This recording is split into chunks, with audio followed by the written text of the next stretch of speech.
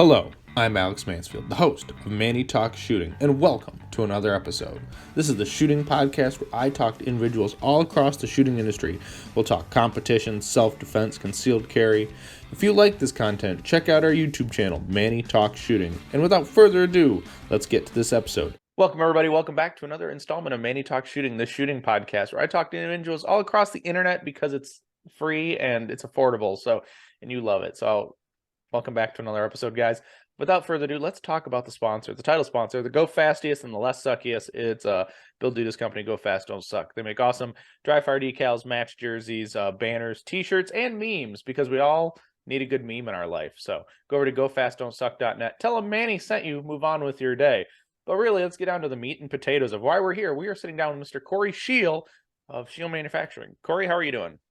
Oh, doing great. How are you? I am fantastic. Thank you for sitting down with me. If anyone cares, this is on December 1st. If anyone cares. I don't know if you care or not. But anyway, thanks for sitting down with me. We've been talking about this since Area 5, so it's kind of been excited to finally put it together. I know. I've just been swamped with stuff, and sometimes stuff gets shuffled to the back burner and you forget about it for a month. So I'm glad we get out here and do it. Exactly. I mean, if I didn't talk about it now, the other Corey K, would kick my butt. So it's kind of why we're here today. But anyway, if anyone doesn't know who Corey is, who is Corey and how did you get into shooting? Oh, I just grew up in rural Ohio, on the Ohio-PA border. I kind of grew up hunting a little bit and plinking 22s in my backyard, and that was about it. The first time I was ever at a actual sportsman's club actual range was for USPSA match, 2014. Went there, showed up with the wrong gear, with a limited 9 gun, I guess is what they shoehorned me into. And, was hooked immediately. Yeah, I can see that. So did was your father took you out hunting as a younger youth or some other? Yeah. My dad hunted deer. My mom's father would come out also because we kind of have like the property here and border on other family property that we can use. And so it was kind of my dad and my maternal grandfather that kind of taught me to hunt. Mm-hmm. And then it just turned into one day a week. My grandpa Ken, same guy, would come out and he would buy a brick of 22s every time he come out. He lived, in the city, so he couldn't shoot there. And we'd shoot 500 rounds of 22 every day, just sitting in my backyard, once a week, And so that one summer that we did that, I think was really probably where my skills were honed. Mm-hmm. Was that like a bolt action 22 or like what, a 10-22 or something like that? A lever action, a Winchester 94 22 was what my dad had that I learned to shoot on. So it had like a hooded front sight, but just the old notch and post. And a lot of time, and then, everything else, I had a shotgun to deer hunt with. And so what I like to do was shoot shotgun shells with 22s. Well, you get double use out of them, right? Yeah. So that was where I'd, spend 500 shotgun shells and 500 22s. Well, you got to repurpose it. So that's kind of awesome. So yeah, you said you got in the USPSA in 2014, shot limited. How dare they let you shoot limited with a minor gun? Because oh, I know. Well, it was like you read everything, you get nervous about going to a match, you buy the wrong equipment, then you go to a match with the wrong stuff. It was some kind of CZ knockoff, TriStar, something or other. And so you have to shoot what you can, And I had like 24 round mags, but they were like, we'll let you shoot limited today with those. Just don't load them past 20 or whatever it was. And so they got me in the game. Well, that's pretty awesome. Yeah. So where do you primarily shoot then? Ohio or Pennsylvania? So that was at my club that I'm the match director at now, Pardo Sportsman's Club, which it's about 40-minute drive from me into Pennsylvania. I live on State Line Road. I'm an Ohioan, but I'm looking into Pennsylvania across the street. So, 30 miles or so, I guess, into Pennsylvania is where the club is. Oh, okay. And now I'm the match director there, and we run a match the fourth Sunday of the month. How long have you been the match director? This is my second year. Pretty much as soon as I got heavy into it, I started volunteering, setting up stages and whatnot. And our match director is now the president of the club. And so someone sort of had to step into that role. And I got kind of voluntold I was doing it. It's usually how So it we all works. still work together. Sam still comes and does most of the work, just like he used to when he was the named match director. But I'm supposedly in that role right now. That's awesome. Yeah, so you're the match director there. You've been there for a couple years. That's kind of awesome. Where'd you go after that limited gun? What division, or did you stay there until you went to PCC? So yeah, I stayed in limited. I got a 40 cal Tanfoglio, and like so I could actually play in limited legitimately. Never classified out of D class. Just kind of never really worked for classification. I've always kind of had that thought that I wanted to earn it at a major match. I didn't want to earn it at the local. And I probably only shot that for a year or so before we started our indoor matches, which is one stage, shooting one direction indoors, a lot of, move side to side and shoot. And a lot of times we'll each shoot a different gun. And so we're shooting rim fires, we're trying each other's guns. And that's where PCC was like, well, hey, I can get on Palmetto and get one of these for $600. And next thing you know, that's all I want to shoot. Mm-hmm. So from that time, how long did it take you to go from getting into PCC to becoming a GM? So I think I started shooting PCC, and I immediately, when I got classified, I was B class, and then ran right through A into M, and I was M for 2 or 3 years. Never really, same thing. I said, there's no real reason to go to G unless I get a major match bump or I really, I don't know. That's how I felt. And so I kind of stuck there. I didn't push to shoot classifiers hard. I didn't practice classifiers. I got to M and was happy there. But it just kind of clicked in June 2021. A couple of the 86 percenters went off, and now the 94s are being counted. Then all of a sudden, the 100% get counted that were just getting thrown away before. And if you shoot PCC, you get 100%ers now and then that are just lucky because you're just lucky. But they never counted before, so it wasn't a big deal. But everything, the math just worked, and all of a sudden I'm a 96% GM, and so then all of a sudden, same thing. Da Vinci called, Coda Evolution, and I don't know if it was because I made GM because I'm selling the buffer or what, because it was kind of all in the same area. But I think making GM kind of helped me with the sponsors. That's for sure. Mm-hmm. Oh yeah, it's fancy because it's like your shooting resume gets a little tick up, right? It's like nothing changed. I still finish in the exact same places against other people at majors. All my friends that are better than me are still better than me, but somehow it just stars aligned and the math worked out, and instead of being a 94M, I'm a 95G. So. Right, and then it's just always fun like that, right? Yep. So speaking of Coda and Da Vinci, I think we got to go over Mr. Red, White, and Blue in the background because, we got to go over the gun, right? Yeah, absolutely.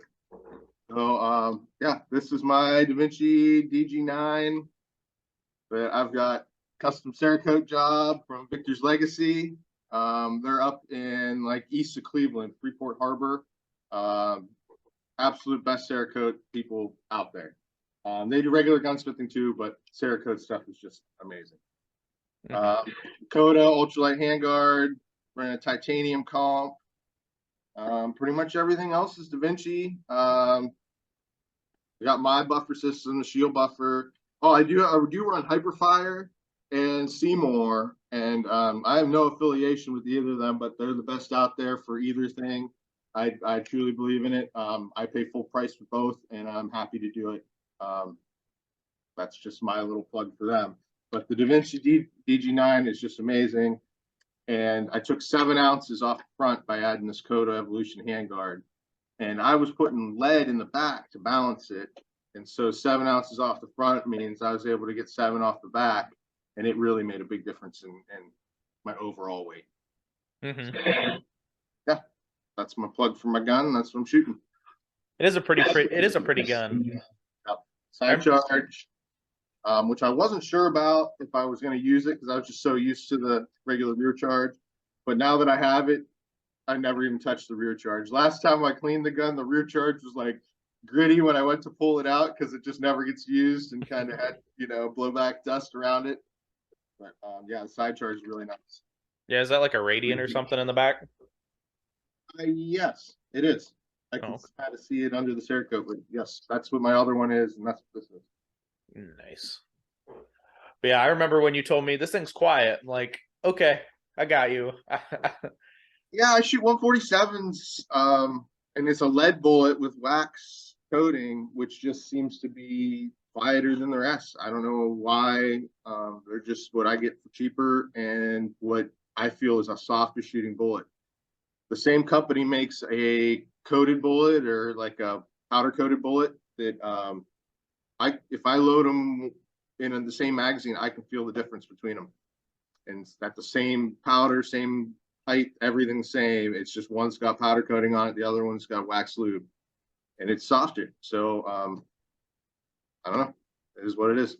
Mm-hmm.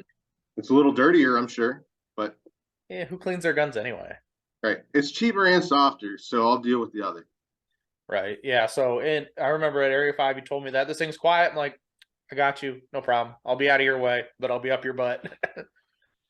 And I tell people that, like, you're not going to interfere. Like, if you bump me in the shoulder or something, it's not going to wreck the day. I'd rather you get the time than not. So. Right. Because then who wants to waste ammo? Like, what'd you tell me? You had to have 3 reshoots that day? Yeah. Area 5 was bad, and the South Carolina sectional match was bad for reshoots on my gun for some reason. I don't know if it's just how the ranges are set up or where the sound travels, but those were kind of the two. But I don't know. Just deal with it and move on. We got to get it right, So, yep. I had to go back once to South Carolina and tell them, like, there's no way I was 3 seconds faster. We watched the video. The right time is 14. You wrote in 11. That can't be right. And so, like, you have to reshoot it. You got to get something, Mm-hmm. Well, at least you're honest about it. Well, I want to win it, but I don't want to win it like that. So. Right. So, have you taken any formal shooting training? No, I haven't.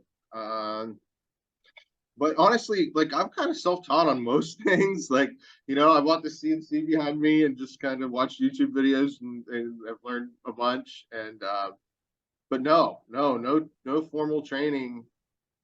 I've thought about some. There's a few trainers around me, but it just has never lined up. Mm-hmm. Speaking of, like, learning on YouTube, how many things or bits have you broken in your CNC due to trial and error? Oh, a few. Most of the stuff that I, started out trying with was, Chinese kind of junk tools that I had from my little mini mill inside anyways. So, I was kind of expecting that stuff to go away.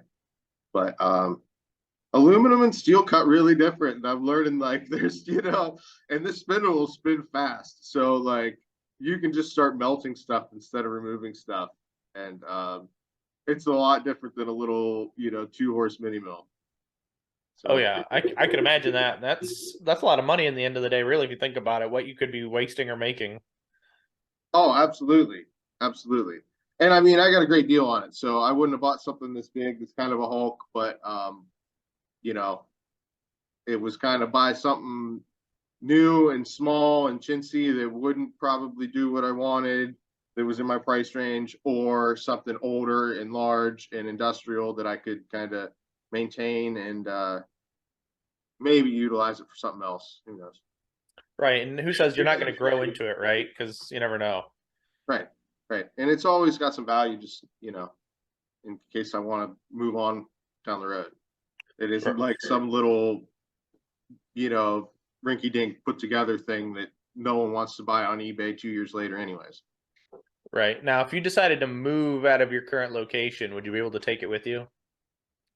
Yes, yes. I'm just in my like old shop that I worked on cars in and stuff and behind my garage. But yeah, I got it in here with the fork, like a telehandler forklift, and I can certainly get it out and get it back on a truck if I had to.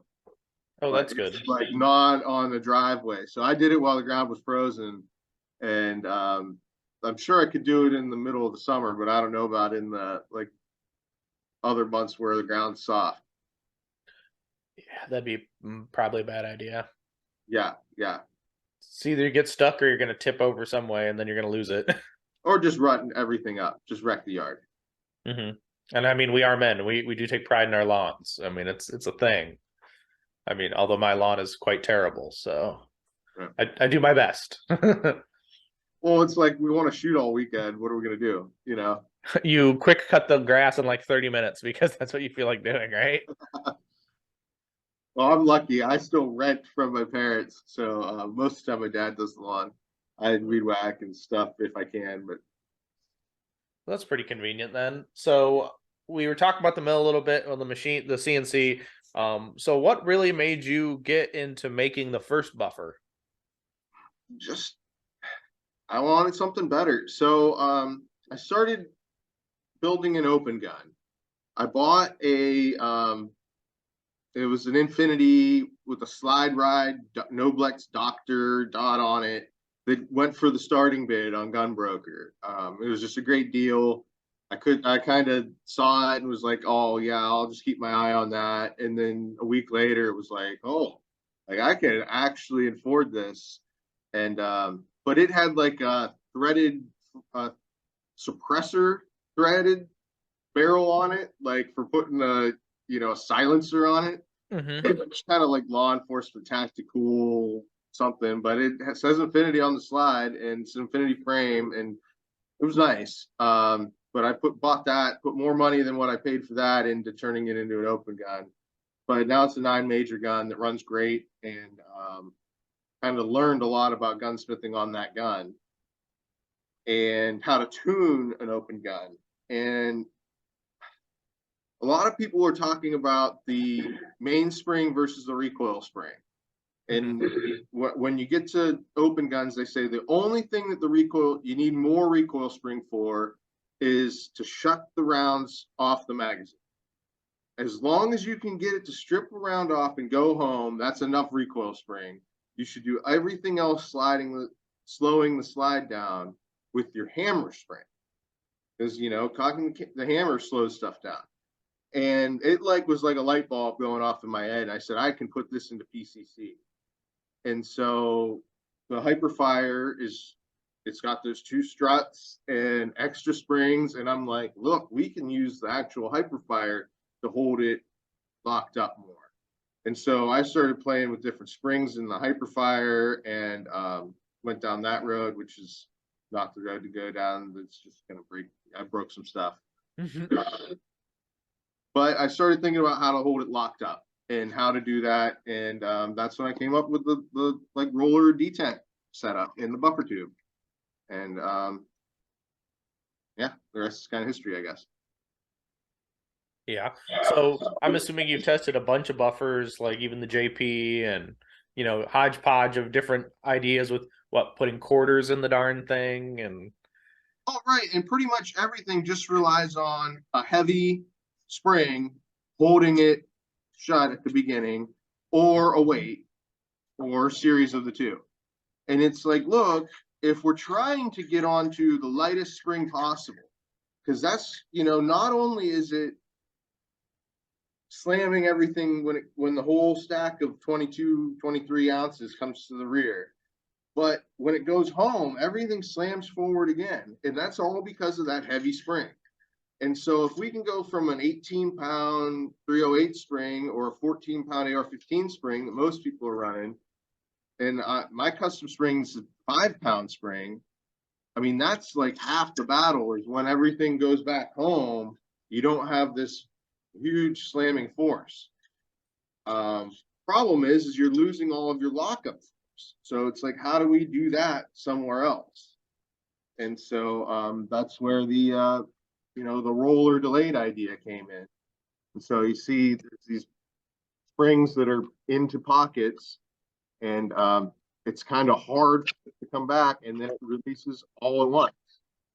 Um, so it's like we've got our 30 pounds of lockup energy, or however much it is, and then as soon as it lets go, now we're just on our little 5-pound spring. Mm-hmm. That's kind of the idea on what I'm doing. Which really is cool because it's kind of like, cocking a hammer on a 2011 and then you just get to play with the slide all day. Right, exactly. And and there's a big difference also. Like, this is just a demo unit. It doesn't have any trigger or anything. This is just there's no barrel, so I can show off this buffer. And there's a big difference in racking this than one with the hammer down. The hammer can add another 10, 12 pounds. Mm-hmm. And that is cool. And it's nice to see the innovation of it and be able to use it and adapt the game, right? Like, there's a lot of people now trying to probably imitate you because you've got this awesome buffer system. But can you use that buffer with any bolt carrier group then? It's got to be a 9mm bolt carrier group, but does it have to be like a full length buffer system? Well, bolt carrier group, or can it be a short one? No, it can be a short, as long as it takes a regular, because like our system comes with the whole tube and everything. So as long as it takes a regular buffer tube will go on the back. This is a carbine length, then our system will work. Some of the other systems require a hollow bolt. Ours does not. It'll work with either or. I prefer the feeling without the weight in the bolt, but some don't even have a removable weight. I know that's the case on like JP doesn't have a removable weight. They're always hollow. So, but that's kind of a tuning thing more than a will it work or not. Right. Yeah. Now, are you selling a lot of these to home builders, or are you selling these mostly to like Da Vinci and other companies? It's about 50-50 right now. Da Vinci is selling a lot of rifles with my system already on it. I think they're doing more of that than they are actually just selling, just being a reseller for the buffer system. But I know they do a lot of business overseas, so they are I haven't taken on a lot of the international stuff. I'm just kind of been swamped with that. And between Shooters Connection and Da Vinci, they are in that realm. They know how to handle that. So I've kind of just passed people on to them when I've had international customers. I typically send them to them. It's probably a lot easier. They know how to ship it. They know how to deal with all that crap instead of you trying to ship it and it costs you exorbitant amounts of money to ship the darn thing. Right. And like, to me, it seems like, a 35% tariff is completely cost prohibitive, and no one would spend an extra $120 on their buffer system. But there's people out there just lined up for it. So I need to get some outlets into Europe, and that it's just time. Well, and it's probably nice with Da Vinci. They're able to sell it and they can ship it across the seas and let them deal with it. And because they've got PCCs everywhere. Oh yeah, and I mean they shoot the CZ Extreme every year. They go to Aruba. They're like IPSC people more than or as much as USPSA. They're international for sure. That's pretty cool. Now, you just released a couple days ago the Gen 2 buffer. So what's the difference between if I bought a Gen 1 yesterday and a Gen 2 today, what's going to be the difference? So that's one thing I pre-released it, because that's one thing I did not want people that maybe bought a buffer last week to be, oh my God, now there's a new one. and it's out tomorrow. We are looking for like a January 1st ship date.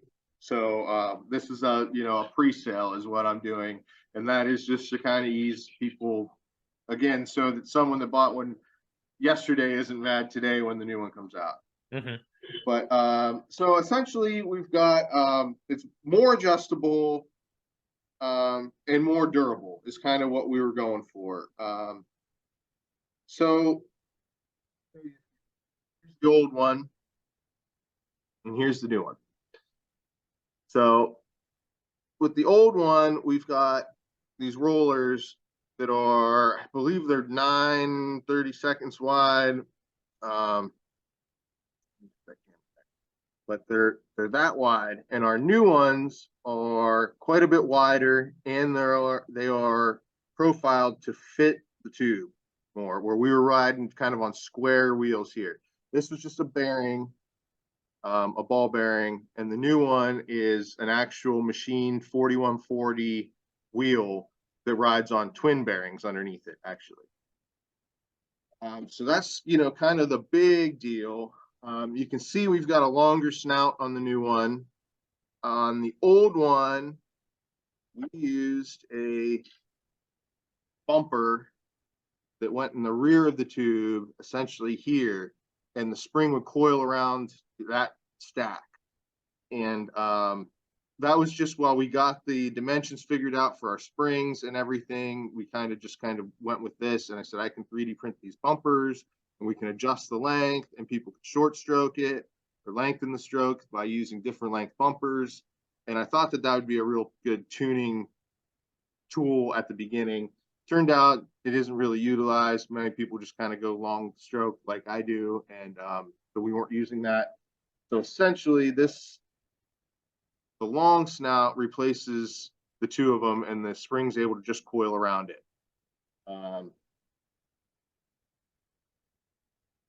So inside the new one, we have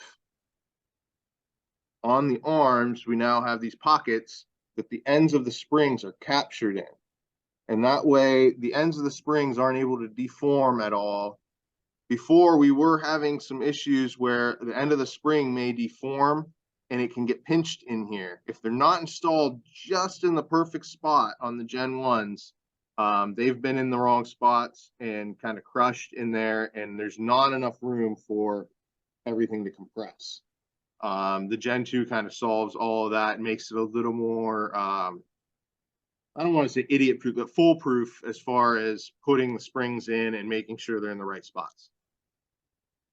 One other thing is we have a weight, a removable weight. It's just a grub screw, and it fits in, and it is able to adjust the weight of the buffer by about 0.4 ounces, maybe 4.5 ounces, or I'm sorry, 4/10 to 5/10 of an ounce, almost half an ounce, by adding or removing this, which can really make a big difference if you're shooting like 115s or even 100 grain bullets that are going a little bit faster. They like to have a little bit heavier of a buffer setup, where your 147s can kind of run a little bit lighter of a setup. Yeah, so that little weight is more like a preference thing at that point, really, right? Oh, absolutely. It'll run with either, but it's just one more tuning item. When I was kind of doing the CAD design on this, I needed to remove the weight from this area to get it down to where the Gen 1 was. And I said, you know what, I can just thread it. That way we have a removable weight. And so it worked out pretty good. Also using, like I mentioned, the springs are in pockets. So they're kind of, we're not stressing them nearly as much as we were stressing the originals. So here's the new spring, and old, very hard to show this. Old spring's about half the height of the new spring. Mm-hmm. And then we're moving at the same distance. So when we're crushed this down, say 100,000ths of an inch, it really stresses it a lot less than when you crush a spring at half the size down that much. So it's kind of live and learn things that we've figured out.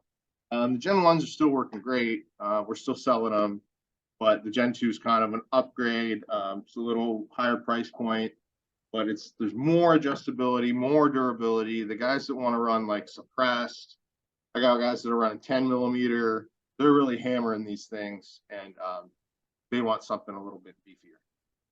Mm-hmm. Well, that's kind of cool. It's definitely nice to see it's evolved, it's changed, it's adapted over time, right? Especially through you running it. Most probably, if not all of Team DaVinci's running a buffer from you. Oh yes, I think pretty much everyone is. Unless they're like really weird and want to be like, I want to be different. I can't be everybody can't have a Corey buffer. Some people like they took a little bit of time to get into them. Mostly it's like, well, I don't want to switch before this match, this area match, or this, I won this one last year, this important match. And so that's, the case with a lot of people, that they say, oh, and so it took a little while to get the whole team on board, but I think pretty much everyone's came around. And on the contrary, though, like Mike Seifert did the complete opposite. I didn't think it was tested. He didn't think DaVinci would like for him to run it. So like it took like a couple months after I started really shooting it all the time before he was going to run it. And the night before the Buckeye Blast, he's like, let's put it in. I'm like, there's no way we could do this before a major. You have to test this with your gun, your ammo. I hadn't even seen a DaVinci other than his at the time. He was like the first DaVinci guy I knew. And we threw it into the Buckeye Blast, and he racked it all night in the hotel room till his knuckles bled. He, was nervous about how hard it was to rack, to break it loose initially. And then he went out the next day and won it. And so it was just a real big shot in the arm for me. It felt good, kind of proved the whole concept out for me. And people actually wanted it. It wasn't something that I was like pushing on people. I was like kind of providing something that people wanted. So that was pretty awesome. Mm-hmm. Now to play devil's advocate, what's going to sell somebody on a $300 buffer?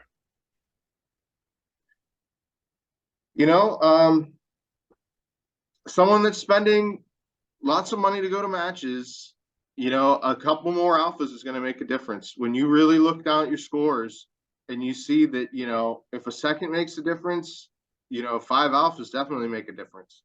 And I've got a lot of calls and emails from customers that, well, first off, that buy their second and third systems. A lot of my sales are to repeat buyers. They get one, they test one, they say, oh man, I need this on my backup also. But I get a lot of them that say I went from Alpha Charlie to 2 Alpha on a lot of my targets. And it feels good to me to know that, it's actually working. That is definitely nice. So what you need to do and change the description, and so instead of Alpha Charlie, it's 2 Alpha. Right. Yeah, because a lot of people I would feel would be a little hesitant about like $300. I could go buy a match fee and a half for $300, but I mean, if you really want to have a good match, I mean, you probably want to have the best equipment, but you also should go test it too. Like, just don't plug it in your gun like Mike did, and because and then he would have been mad at you if he like, I had to leave the match, my gun wouldn't work. Thanks a lot, Corey. I was like, this could do so much more harm than good at this point right now. Like, if his gun took a shit, and I mean, it would have like probably just been the end of the whole buffer system in my company. But it was, it was a shot in the arm, and it was the opposite. And I mean, I proved it. I had thousands of rounds through it at that time. And it wasn't like it was just me and him either. There were some other guys using it. But I was not for let's put it in right before a major and go with it. But I've done it. I've had people in area matches where they're like, okay, I'm sold, let's do it right now. And I'm like, no, let's wait until afterwards. Like, no, if it's good, it's good, let's go. And so it's like, okay, customer's boss, and it'll be like, while their squad's moving past our place, while they're shooting, it's like, we got 20 minutes before I'm up. Like, our squad's going to continue shooting. I'm just going to sit out of reset and let's get this gun set up. And it's like, holy cow. So that's a little on the edge of craziness right there, guys. Like, I know, but hey, customer's always right. I mean, they might be. I mean, But then you probably get the email saying this thing's junk, it doesn't work, it's broke my gun, and it's usually someone else's fault, right? It's like they want to blame the one thing that they changed about their gun when they were shooting bad reloads or just Or I mean, the other thing is like you can install this wrong. Like one thread in too far into the receiver or one too far out is like completely out of spec. So like you have to get that right. And some people did and some people didn't. So maybe I wasn't so clear on the instructions right off the get.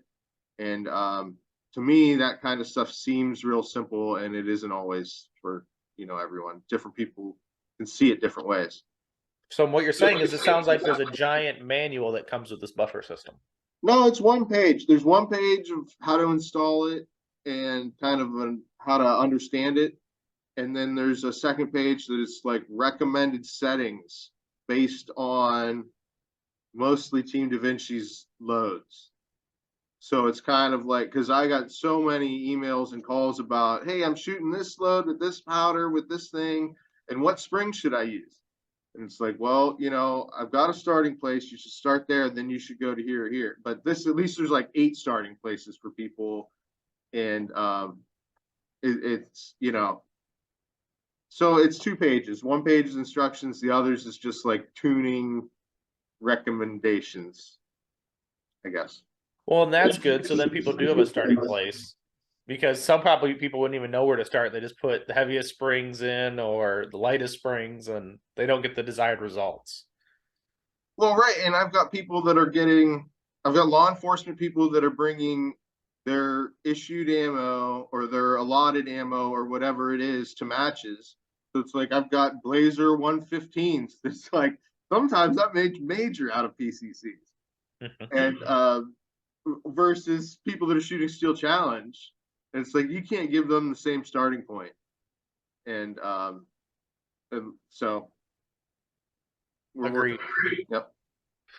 Thanks everybody for stopping in the middle of this awesome conversation with Mr. Corey Scheel of Scheel Manufacturing. But we need to talk about the awesome sponsors of the podcast, because they're fantastic and you know them and you love them. First off, the title sponsor, as we talk in the beginning of the show, Go Fast Don't Suck. So go run over to gofastdon'tsuck.net. Tell them Manny sent you. Get a dry fire decal pack. Go get some shirts, a hat, a hoodie. It's getting cold out and we all still go do things. So go check them out. Gofastdon'tsuck.net.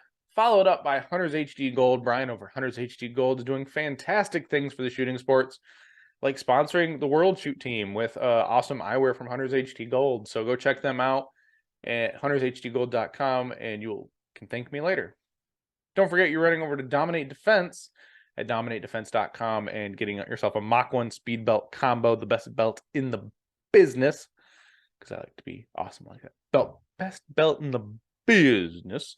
So go use Manny Talks 10 to get 10% off that combo, because it'll last 4 to 5 times longer than any double alpha premium belt. So go run and grab one. It'll be awesome. It doesn't bind. It doesn't hitch. It's awesome. Ratchet in the back, fully made in America, in Idaho. I think Idaho. And that's where Jason lives. But anyway, run over to divtechshop.com as well. Help out Nathan Dively sell the best affordable 3D printed magazine pouches on the market. They're 3D printed. They're awesome. Just as good, if not better, than double alpha magnets. So run over to divtechshop.com. Use Manny Talks Shooting for 10% off your order, which helps out a lot, and it helps me out. So run over there. Can't forget our friends over at Laugh and Load at the Pew Time Podcast, Tony and Jackie. If you're smart enough, you know how to go over there and get my official Manny Talks Shooting t-shirt. It's an awesome t-shirt. Tony and I designed it. It's just the logo, and on the back, just get out and do the things, like I keep saying every show. So just get out and do the things, and go get yourself an AFT agent shirt. Go get a Supreme Division shirt, open because only shoot open. That's the way we live around here.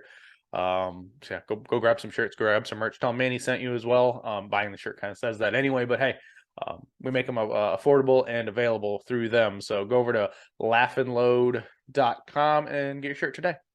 You can't forget our friend Tim Herron over at Tim Herron Shooting, the guy who kind of got me going on this sport, give me the right direction to go. So go check out timherronshooting.com, get into a class, sign up now because they'll fill soon, and he's busier than ever. So timherronshooting.com, guys, go check him out. Tim's awesome. He's a great shooter, great friend of mine. We can't forget our friends over at Range Panda, Eric and Gianni. They are putting out awesome 3D printed products for your press, CNC products for your press, custom pistol stands. Show off that awesome open gat, because you got to show it off because you paid that much for it. You might as well. He's also doing laser cut foam for your cases that are available. More models added daily because Eric has a problem and he likes making things, so he can't help himself. Awesome 3D seeing lasered cups, because only shoot open needs to be on a cup on everyone's cup. What else am I forgetting?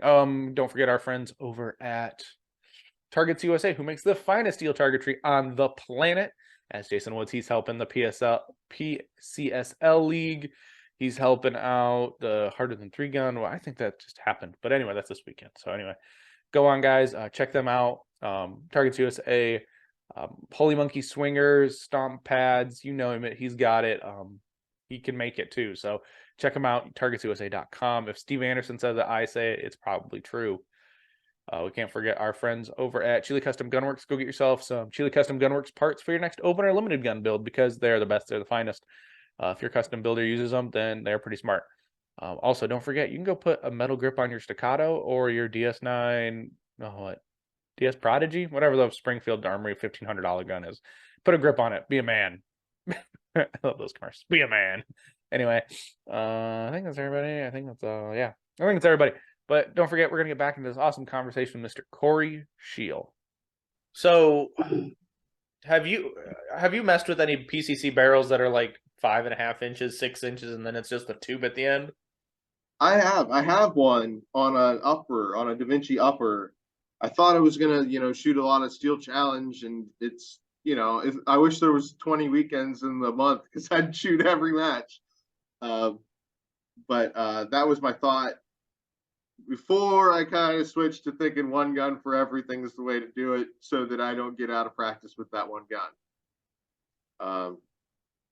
I have a few rounds through it, but not enough to really get a big opinion on it. Right, so you'd still recommend a 16-inch barrel then, or a 14.5 pin and welded over a 5.5-inch pistol barrel, essentially. Yes, I mean, I have them both, and that's what I'm using. Yes. Because I don't know, locally around here, they're becoming popular, it seems like, or coming back into popularity. So I know that's what Corey Katz shoots. Mm-hmm. I think he has a few. Well, actually, I know he has a few set up the same way. We did some like side charging stuff. I helped him get set up this past year. It turned out pretty nice. Yeah, and I'm always interested. His barrel and handguard, not that it's unsafe, it just looks really weird. It's like, are you holding on to pipe insulation on this thing, dude? Oh, I know. And I just think about like, oh man, those bolts are just sinking down there right inside your hand, and that's aluminum. You could twist it, but it's like there's not much difference than what we're doing. He's got, an extra quarter inch of like, or we got an extra quarter inch room if we're just looking at where our hands are and where the bullet's flying. But yeah, I don't know. I always do like his gun because it's really light, and he just carries around in that scabbard thing, and it's like, all right, let's do this crap. Right. Before I started shooting for Da Vinci, my number one PCC that year or the year before, like every year I just build a new one, and that would be the number one, and then my old one would be like my backup for the year. And so I'm probably on like number 6 or something right now, as far as 6 years of shooting PCC and upgrading every year. But my last one, I turned the barrel down on a lathe. It was like one of the SOCOM profiles, so it had like a big bulge in the middle for like a gas block to come up against. So I guess these barrels could have been turned into 223s or 9s as far as the outside profile, but I turned it down on a lathe and got it really skinny, and I was kind of nervous about bending it. And but it turned out to be a nice lightweight 16-inch barrel. I still have it. That's pretty awesome. Now, how do you feel about being the redheaded stepchild of Da Vinci and never wearing the team jersey? So when we do I want to wear the jersey more, but I don't want to change all the time either. So it's like when we're when we have the tent set up and we're doing the vending thing and I'm selling buffers, it actually kind of makes sense for me to have my own jersey on separate, because otherwise people don't realize who I am and don't ask me the questions that about that stuff. And so it's kind of like, if I don't have a name tag on, having my jersey on kind of does that same thing. But while we're shooting, I try to, like when we shoot multi-day matches, I try to at least wear my team jersey once for one day. I did at Nationals this year. I don't blame you. Yours looks better.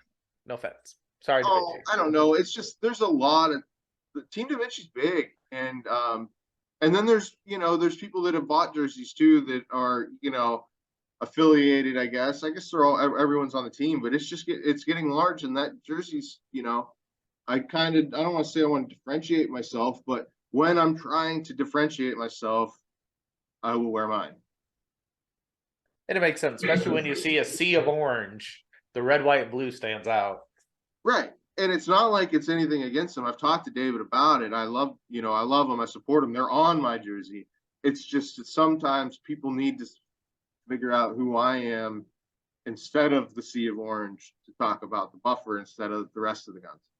Yeah. And it's nice. I mean, it's always cool because you have your PCC logos everywhere when you sponsor matches. So it correlates of who's this guy with this PCC logo everywhere, because sometimes it's not always the same banner as a Scheel banner. Right. I kind of learned my lesson on that. I've got into making combination banners that has everything about it all on one, so that I don't have that happen where one banner ends up in one spot and then you don't see it again. Or I wasn't real sure what I was going to do with that PCC logo at first, but it's kind of found its spot, I think. Mm-hmm. Yeah. Now we need to move on to the next topic that we really want to talk about, and that's the Falling Steel World Series. One, where did it come up from? What was the idea behind it? Why do you want to go down this path of madness and go deep into this? Oh, I know. This is probably bad. So we shoot some Falling Steel matches that are towards the East Coast. I got into it a couple years, and they are the most fun. They're like the most fun shooting match that are out there. It is standing and shooting, so it isn't USPSA run and gun, but it's generally 25 to 35 pieces of falling steel, so toppers or plate racks, or sometimes they're even moving, so sometimes they're Texas Stars, and it's just so much fun. You can get through it quick. The reset's pretty easy. The score is just your time, and so we have these videos. We take these videos of these things, and we get 100,000 views online on our YouTube channels. And so it's just like, look, it's hard to get 5,000 views on a USPSA stage, and it's just not as visual. You can see the targets falling, and it's I can't get, I'm like everyone else. I show people my match videos, and everyone gets sick of watching. And so I've tried to get my family to watch it, and they will sit and watch that. It's spectator friendly. Mm-hmm. So we just, and no one else, it's like the East Coast does this, and that's it. And most ranges just aren't equipped to do it. The startup cost is too great. You need 220 pieces of steel, and they have to work, and that's a lot of weight and it's just a lot of organizing. And so we're trying to put this together to take to ranges and put on at your range, essentially. And we've got 3 tentative for 2023 so far. We're still working on this fall. We want to kind of get the spring ones going. But the first one's going to be April 15th and 16th at Cardinal Shooting Center, which is just north of Columbus, Ohio. We're going to have 7 stages. Like I said, 25 to 35 pieces of falling steel per stage. We've got cash prizes coming back to the shooters. It's like we're doing like a Lewis class. So every 20 shooters or so, there'll be a clump of shooters that get paid, and then bump down another 20. So it'll be kind of like a random draw. People in the middle will get paid. People at the bottom will get paid. It's called Lewis class payout, and it's a whole mathematical system that This is why you keep the other Corey around. Yes, yes. I'm not sure, but it seems to be current with the other big title matches, so we're kind of going for that. But we've got some big sponsors on board. Well, Da Vinci's on board already as the title sponsor for this match. So they're going to have some great prizes. And I'm talking with 3 or 4 other big names right now as well, we're just kind of finalizing things. But there's going to be lots of prizes. We're kind of trying to do this as like a more family-friendly atmosphere than your standard, tactical vibe that you see at ranges a lot. We'll probably have a lot of steel challenge crossover. But we want it to be family friendly. We're gonna have barbecue. We're gonna have music. We're gonna kind of really focus on that and being very visible for the sponsors. That's the biggest thing. Is just it's a visual sport, and if we can get this from being like a almost forbidden sport for the big names, we can get it back to what it was. I think in the 80s and 90s, where we had Tide and Sunoco and big names sponsoring it and cash payouts for the shooters. I think we can get back there at least, somewhat. So. Yeah, and that'll be cool. And if I like the idea of bringing it more family friendly and get everybody out, it's kind of like you said, it's simple to follow. You don't have a bunch of weird rules to follow. It's knock this steel down as fast as you can, and whoever's got the fastest time wins, right? Right. And I mean, we're gonna have 9 divisions, so there should be lots of places for you to shoot multiple times. That's the other thing. It isn't like other major matches where you've got once and that's it. We're gonna have 4 time slots, so you could shoot this 4 times in 4 separate divisions. You can't shoot the same division twice. But there are plenty of overlap in some of the divisions where you might fit the same gun into 2 divisions. So we'll have open auto, which is like your traditional open guns. Again, we don't have major or minor. You just have to knock the steel over. So there is some advantage to having some more power factor than just the low stuff, because it's going to push stuff over faster, and we're going to have stuff hidden behind other stuff. So, but there is no major minor. But we will have open auto, limited auto, carry optics, low cap optics, which will be optic pistol, 10 round mags. Low cap irons, same thing, pistol with iron sights, 10 round mags. Stock revolver, open revolver, which I'm going to have to finalize the exact differences between those, but we're pretty much looking at like the Steel Challenge divisions for that. So I'm sure open revolvers will be, optics and comps, and I'm sure there's probably a different capacity. We're still finalizing that.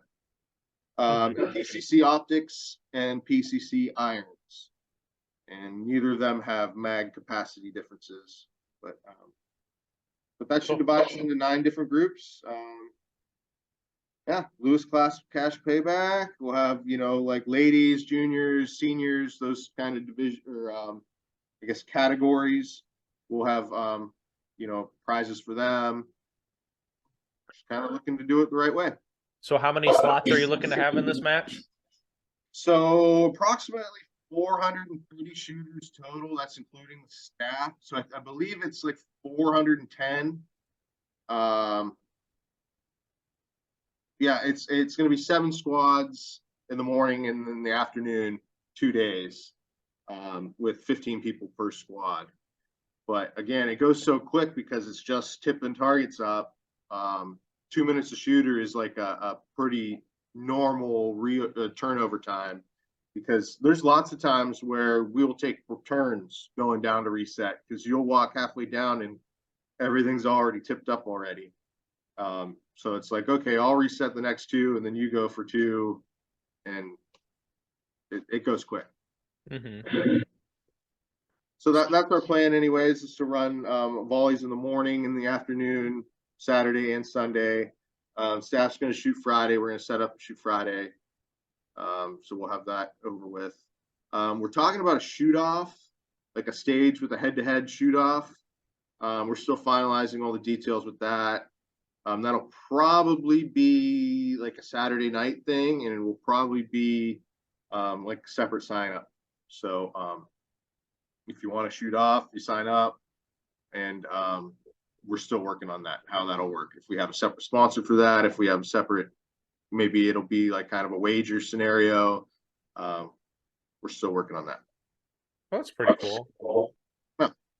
Now, if I missed it, excuse me. How many rounds are you typically having per stage? So like 25 to 35 falling steel targets. So, however many it takes to hit them and knock them down. Which Yeah. you're being reasonable, because it's not like, oh, we're gonna put a 50 round stage out here, and then you guys shooting 10 rounds are gonna be screwed the whole time because you're having so many mag changes and whatnot. And but Right. yeah, and Right. you're like, everyone's ammo conservative. It seems like nowadays they're picking and choosing what they're doing, so it's still not a lot, which is nice.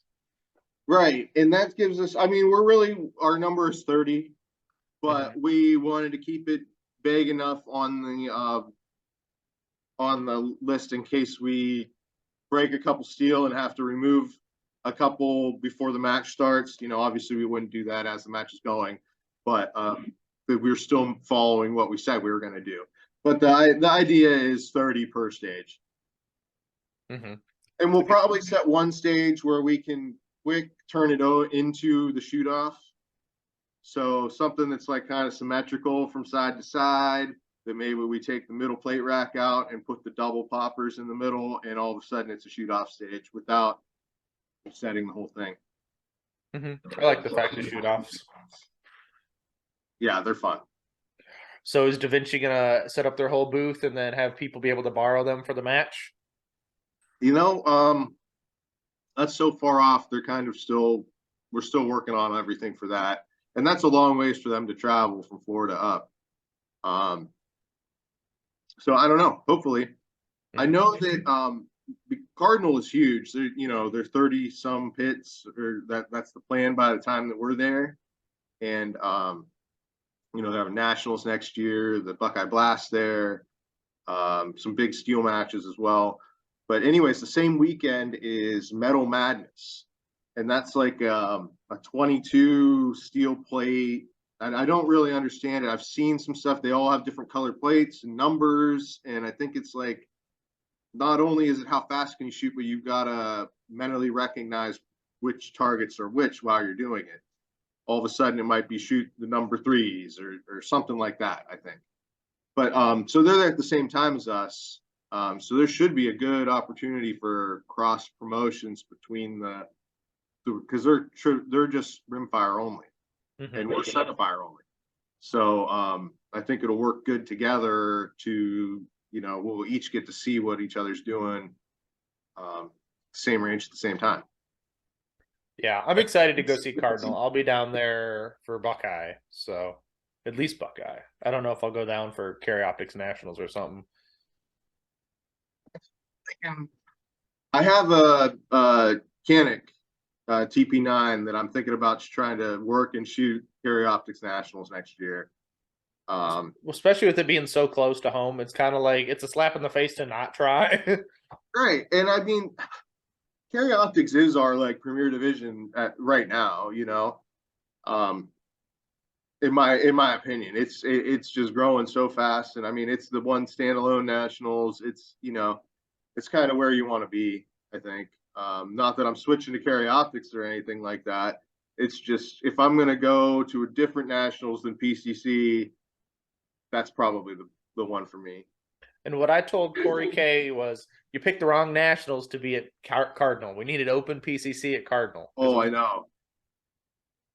I know, and the thing is that I want to shoot open too, but they're together, so it is what it is. But I bet you could appreciate them both being together comparatively instead of, oh, we're going to put PCC with production like this year. Yes, although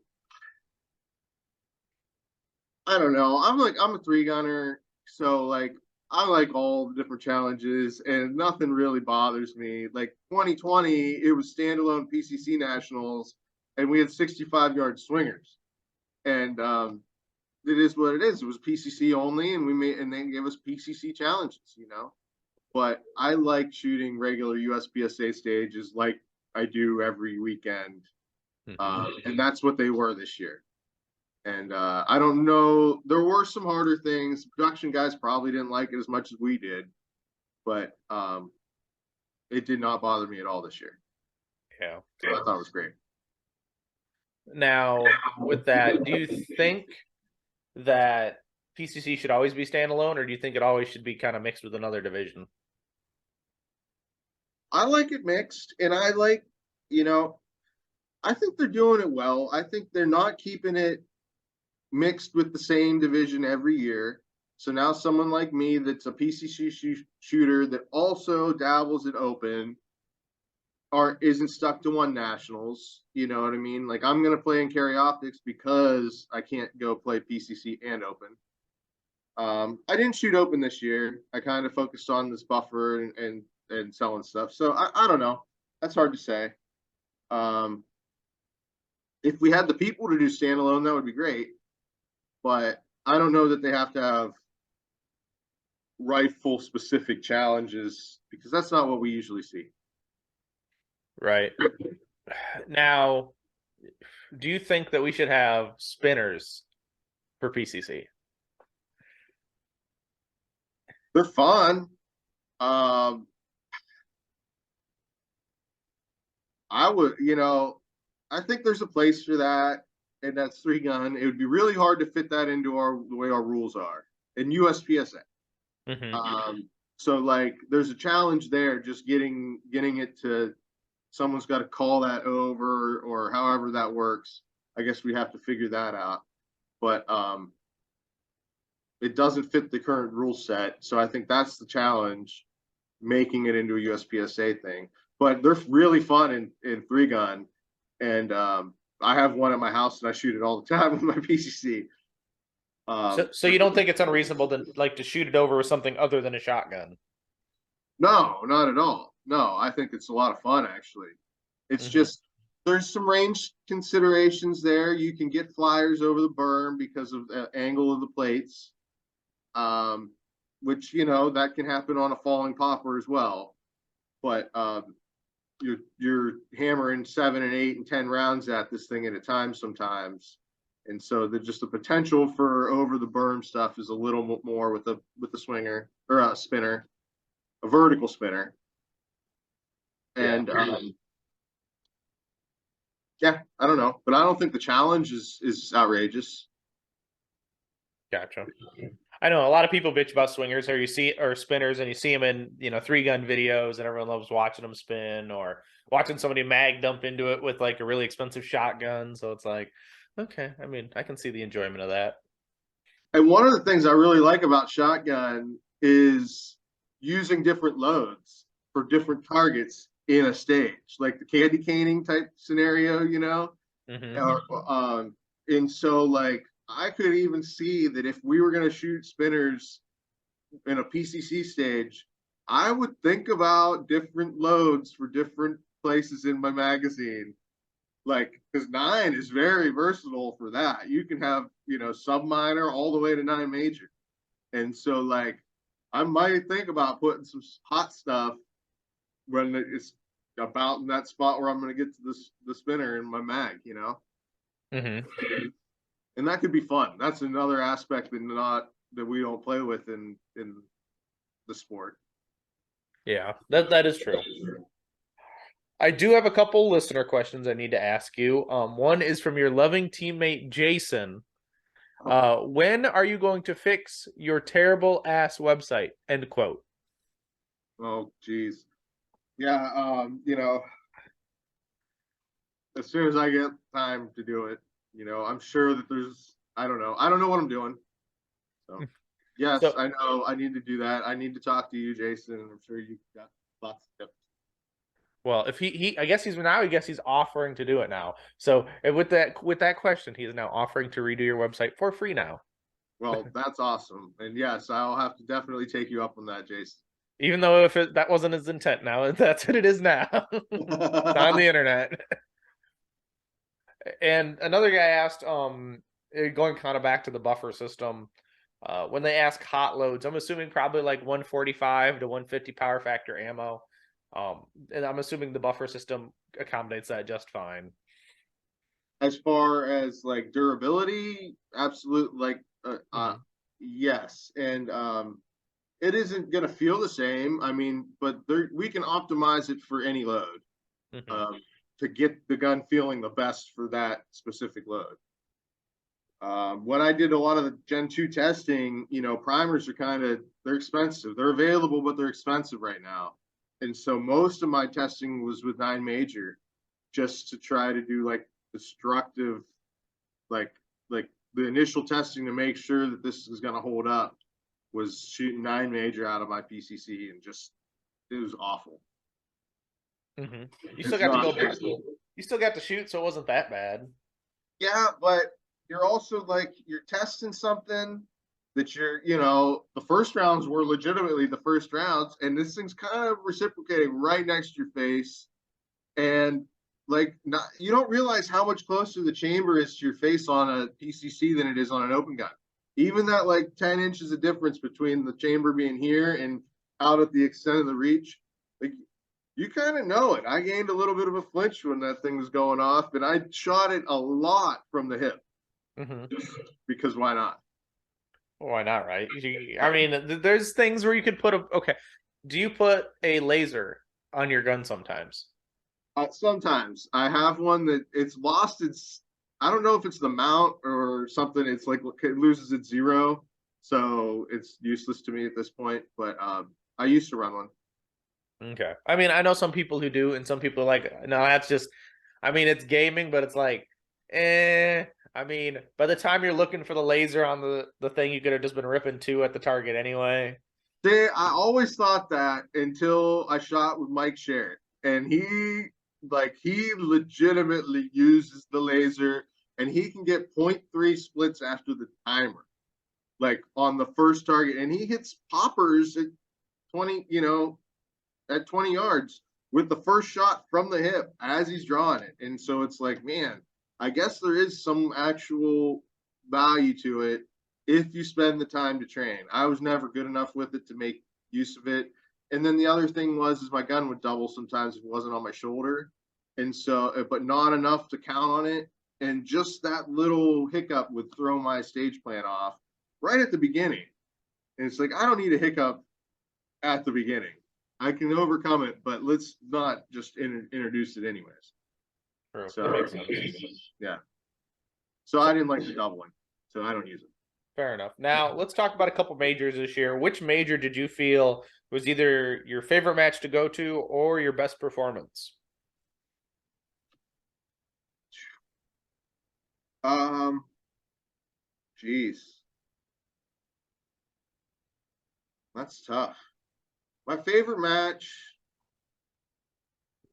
the South Carolina sectional was a fantastic match. It kind of started the season. It was in April, and that, but so like I wasn't in practice at all. It was a couple weeks after Area 6 that I'd shot, so I kind of was, getting into the season. But it's staff reset that you shoot in a half day format, and so it's 10 stages and a half a day, and you don't all you do is load your mags and get ready to shoot the next stage.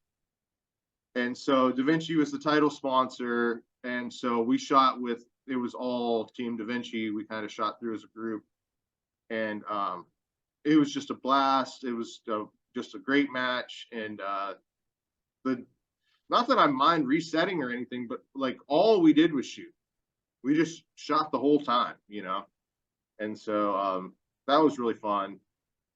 I went to the New Mexico sectional, or Albuquerque. I don't know. It was in Albuquerque in September, and that was cool just to get out west. I've been to Phoenix a few times, but that's it. And so, you know, it was interesting to see Albuquerque. I drove.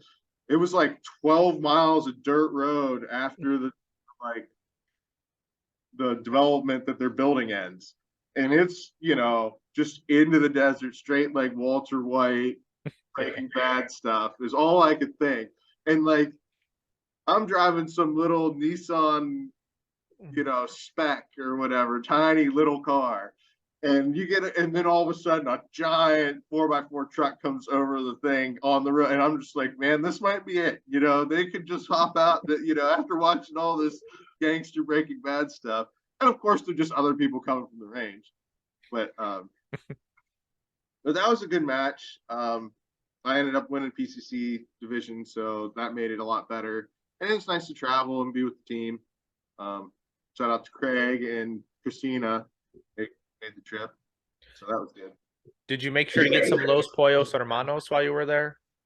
I looked for it, but no, I did not. I did Best go TV up show the ever. mountain. They have this Sandia Mountain or something like that, and they have a tram that goes up. You start at 5,000 feet and you get to 10,000 something, and it's like a cable car. And I guess it's the largest one in North America, the longest one, maybe, or I don't know, but it was really cool. So I did that on my day off and did some sightseeing. I'm glad I did that. But that was my trip to Albuquerque. It was a good match. That's pretty cool. Can't beat that then. No. I got 10th I got 11th at nationals, and I'm just super pleased with that finish. I do think that I could perform better than I did. I think I was kind of conservative on some things. When I saw that the like top 15 or 20 was possible, I kind of didn't go as hard. And maybe that's different. Maybe it's different from someone else's perspective. But I feel like 11th is just great for me, and I think that I can actually do better if everyone else does the same. If everyone else doesn't get better as well. Right. Now, are you going to shoot on the Super Squad then next year? I don't know. I don't know if that's even possible, and if I want the pressure, because that was the thing that I probably could have done better had I not just felt the pressure after day 2 of nationals this year and knew that it was possible to do well and quit sleeping and eating and everything else until day 3. So I felt it. So I don't know if shooting with your friends is fun, and that might be a good thing at nationals to not have the pressure, for me anyways. Last year I specifically cherry picked the squad with Tom Castro because I wanted to shoot with him, because I knew that he was just a good coach and would push people, and I wanted to shoot with him, and I saw an opportunity, and I ran around like my hair was on fire, and I shot over and around targets and just didn't settle the sight, just never let the sight settle and shoot. I just didn't do my thing. And I felt the pressure because I wasn't with my friends. I was just shooting with the group of really, really good shooters, and I didn't do as good as I should have. So this year I made sure I had some friends with me, and I had a really good match. Well, that's good. And it is nice to shoot with your friends and be comfortable and get that moment, because no one really likes that extra pressure that they don't necessarily need to have. I mean, it just hurts your performance because then you have this unrealistic expectation of who you're possibly shooting with, like, and all this. So it doesn't help. It's just negatively affecting you. Yeah. So if it's probably a good opportunity for me to shoot on the Super Squad. It's probably a good opportunity for Da Vinci, for everyone. I probably should. But we'll see. We'll see. and that'll be awesome. I do have a couple more questions to ask you before we end this awesome conversation, which I know everyone has been enjoying because that's how they do these things. So matches next year, what do you look at? You got your 3 falling steel matches so far, or tentatively got 3 falling steel matches. I'm assuming the Buckeye, Nationals. Anything else you're looking to put on your schedule? So I mean, I try to do the 3 area matches, 6 or 5, 6, and 8. I'd like to get up into the New England, so 7 would be a good one to do to get up into New England for. I don't know, the Battle for the North Coast, of course, I'll be there. Western PA sectional, I'll be there. Bill Drummond's club, it's a nice club. Then I run my match every week or every month, so that's something. Not that I don't have people that I can lean on if I have to travel. But it's tough. I shot like 15 majors this past year, and it was a lot. And it wasn't 15 from like January to January. It was from like April to October. And so I don't know. Definitely Area 5, definitely Area 8, definitely Buckeye. Well, those are always good to hear. Falling Steel. I'll go to the Palmyra Falling Steel event. That's a good one. I'll definitely be going to that. Shoot that almost every year. That's in like Hershey, PA. Yeah. I don't know. 3-gun, I've kind of fallen off on the last few years. It's just it's so much more expensive to go to now with the ammo crunch. So I don't know. I used to do the 3-man 3-gun. We'll see. Maybe I'll do that this year. Probably not. What is that, down in South Carolina, or is that like in Tennessee or something? Topton, Pennsylvania. So it's out there like by Harrisburg, Hershey, out there. But that's a team match, so it's a 3-man team. They'll do some stages where you're all 3 shooting shotguns at 100 targets at the same time, and some stages where you're volleying through. But that's really fun. It's a great event. Dean DeTurk runs it. He's a great guy. Runs a really good match. Oh, that's awesome to hear. So we got to pay the bills, I guess. Who, like your sponsors or your partners, so we can plug them here so they can get a little bit of recognition here at the very end? Da Vinci, number 1. They're great. Code Evolution, mag pouches, and handguards.